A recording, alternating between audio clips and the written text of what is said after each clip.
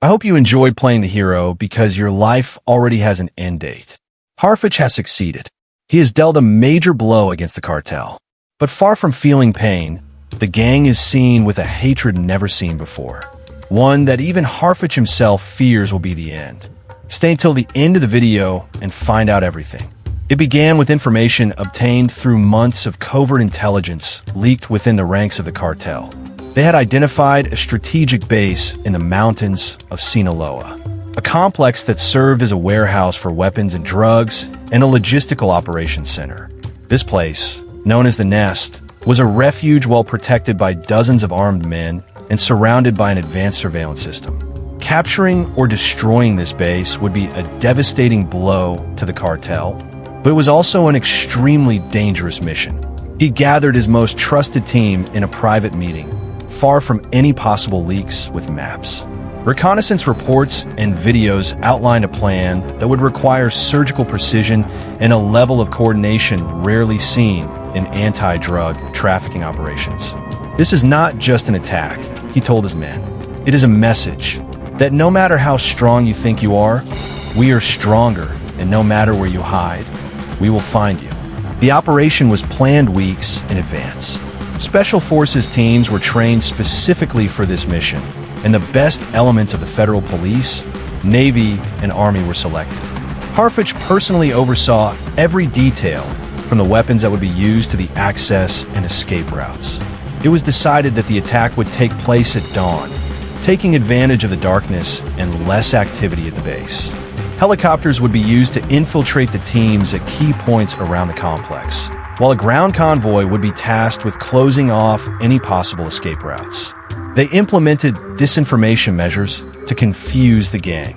False movements were made and rumors were spread indicating operations in other areas, which led the cartel leaders to relax their surveillance of the Nest in the early hours of the appointed day. The operation began with impeccable precision.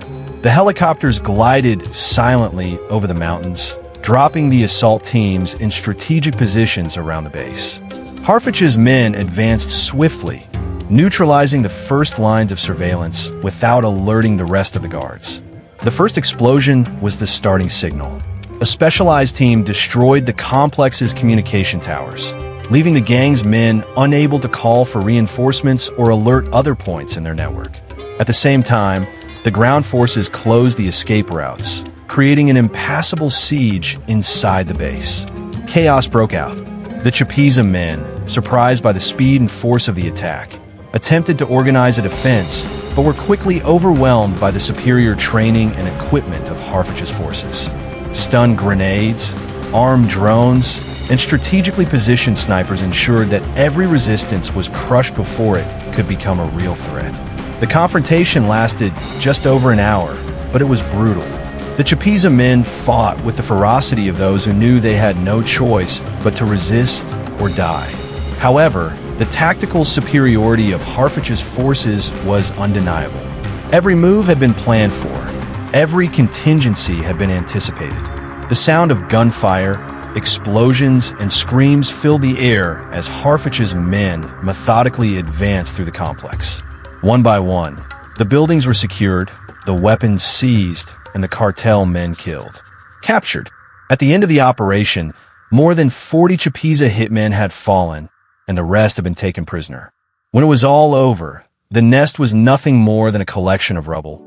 The weapons and drug depots had been destroyed, the logistical routes cut, and the complex that had once been a symbol of Chapitos' power was now a reminder of its vulnerability.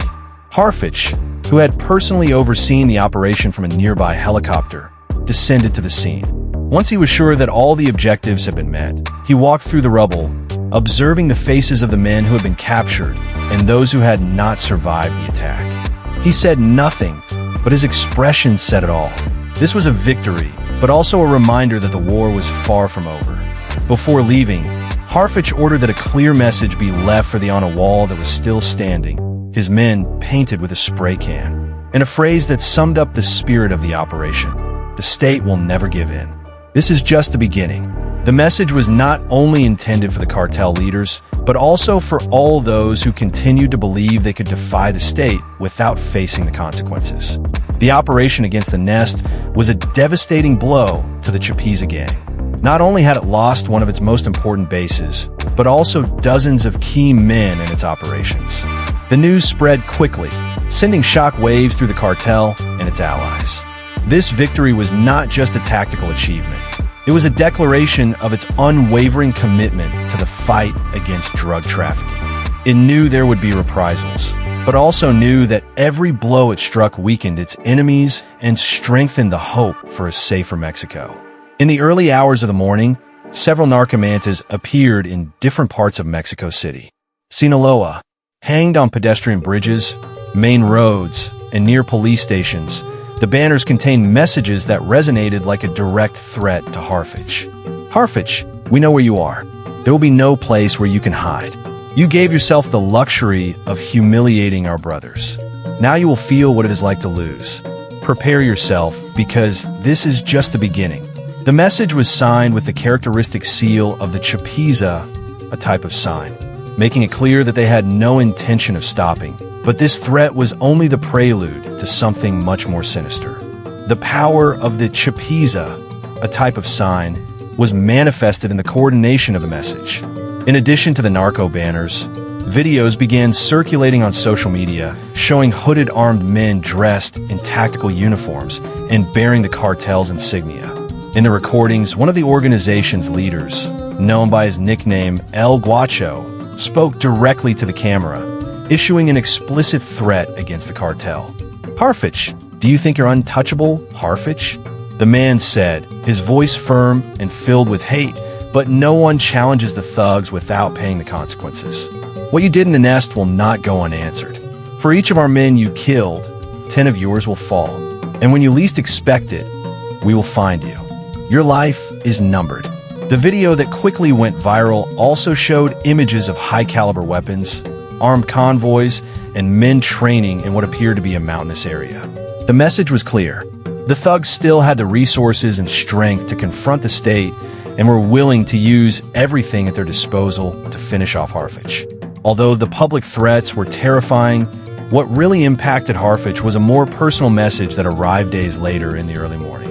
A package was left in front of the offices of the Mexico City Security Secretariat. The package contained a cell phone that, when turned on, showed a video directed exclusively at Harfuch. In the video, a hooded man, surrounded by other armed hitmen, was holding a portrait of Harfuch.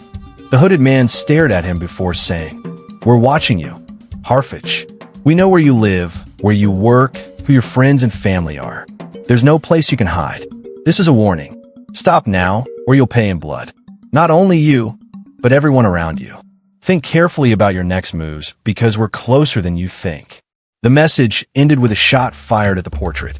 The dry sound of the bullet piercing Harfuch's image was accompanied by the men's unison. Harfuch was a man accustomed to threats. But this time, there's something different. The threats were too direct and too calculated. For the first time, the criminals were not only attacking his position as head of security, but that they were invading his personal space. The implications of these messages were devastating not only for him, but also for his team and his family. Despite his usual composure, his closest men could notice the weight he carried on his shoulders. Harfuch reinforced his personal security and that of his family and began operating with even more discretion than before. He changed his daily routine. This was not enough to calm the tensions that had begun to build up within his entourage. The intensity of the threats against Harfuch generated concern within the federal government. Although it was common for drug trafficking leaders to threaten public figures, the intimidation campaign orchestrated by the Chapitos was unprecedented. High-ranking government officials discussed the possibility of temporarily removing Harfuch from his post to guarantee his safety, but he flatly refused. "If I step down now, they win," he told them in a private meeting. "This is not just about me. It's about what we stand for, as if we show weakness, they will take that as an invitation to advance even further. I will not hide, despite their resistance." Harfuch knew he was coming, walking on a tightrope. Any false move could mean not only his death, but also a devastating blow to the security forces he led. Instead of giving in to the threats, Harfuch decided to redouble his efforts. He ordered a series of simultaneous operations in multiple states, specifically targeting cells of the Chapitos gang. These operations, carried out with almost military precision, resulted in the capture of several of its mid-level leaders and the seizure of tons of drugs and weapons. "We will not stop," he said in a brief and direct statement. "Every threat we receive is confirmation that we are doing the right thing. We will continue forward until we completely dismantle their operations." Although Harfuch did not mention the Chapitos gang or the threats directly, his message was clear. However, privately, he knew that this response would only intensify the war that the gang's response was already waging. The police were immediately involved in the days following the operations.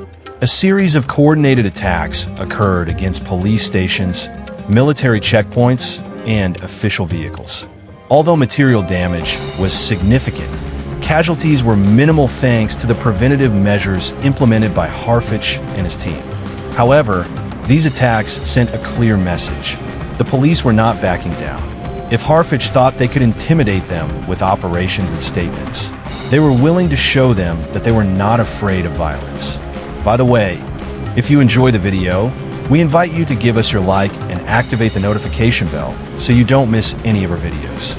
We continue. Harfuch was not a man accustomed to showing weakness, but the level of threat he faced now was unlike anything he had ever experienced. The police had not only shown that they could act quickly and precisely, but they were also determined to destroy what they had seen. Personally, the messages he had received weren't simple bravado.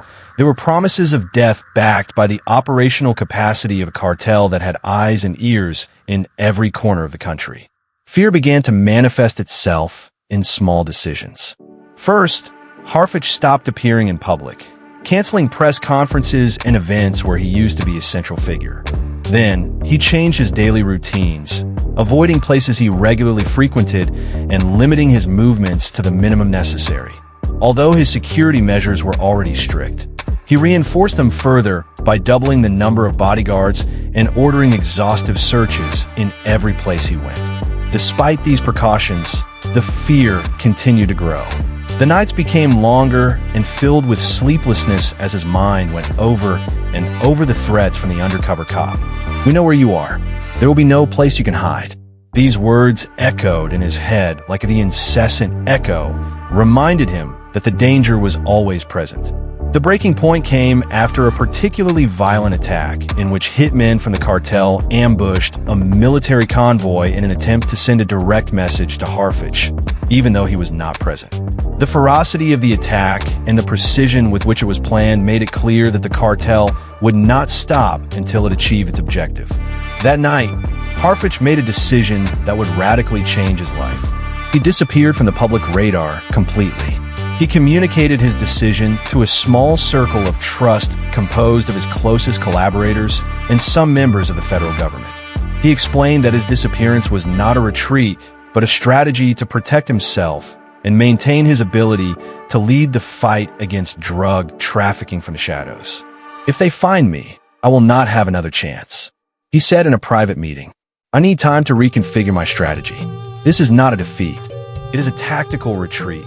Harfuch organized his disappearance. He meticulously stopped using personal phones, abandoned any devices that could be tracked, and cut off all direct communication with his usual contacts in the outside world. From the outside, he appeared to have disappeared completely, but in reality, he had taken refuge in a network of safe locations he had prepared in advance. Each of these locations was carefully selected. Anonymous houses in rural areas, properties with limited access and constant surveillance, and clandestine safe houses provided by allies within the security forces.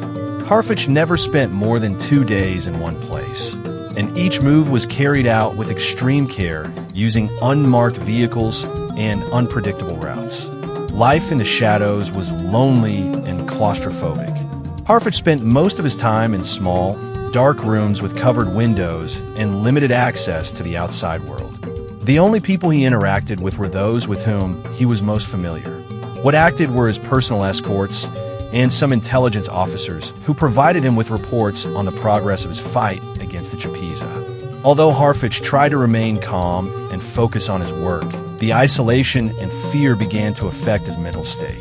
The days and nights blended into an oppressive monotony while the threats of the Chapitos continued to echo in his mind.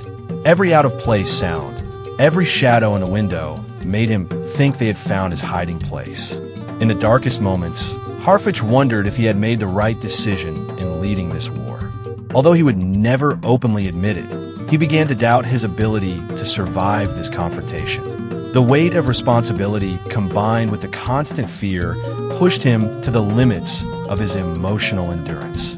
However, even in the midst of his torment, Harfuch found small glimmers of hope whenever he received news from a successful operation against the cartel. Felt a spark of pride and determination. Even though he was in hiding, his work continued to make a difference, and that motivated him to keep going. Harfuch's disappearance did not go unnoticed by the public or his enemies. The media began to speculate about his whereabouts, publishing theories ranging from a forced resignation to voluntary exile.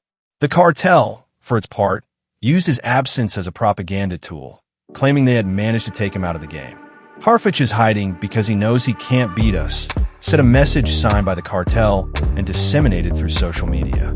It's only a matter of time before we find him. These statements increased the pressure on Harfuch, but also strengthened his determination. He knew his disappearance was having a psychological effect on the cartel, making them question their own tactics and strategies. Although they accused him of cowardice, he saw his retreat as a necessary tactic to buy time and protect yourself. And so we come to the end of this video. If you liked it, I invite you to give us a like so we can continue making more videos like this. Also, don't forget to subscribe and activate the bell so you don't miss any of our new videos. I wish you a great day. Until next time.